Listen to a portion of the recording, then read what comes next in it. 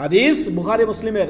হে যুবকদের দল, ইয়া মাশারাশ শাবাব, তোমাদের যাদের সামর্থ্য রয়েছে তোমরা কি করো?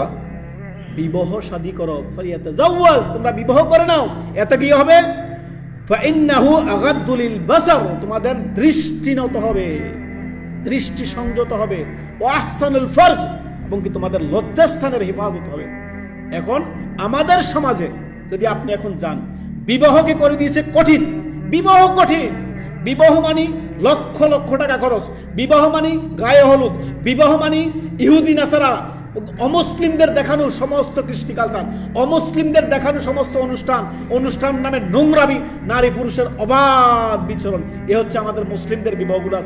আজকে যদি আপনি কোনো মুসলিমের বিবাহ যান, গান বাজনা থেকে নিয়ে এই সমস্ত নর্তকীদের নাচ থেকে নিয়ে অশ্লীলতায় ভরপুর মুসলিমদের বিবাহ শাদী। আল্লাহ আল্লাহ আল্লাহ আল্লাহ আমাদের ক্ষমা করুন।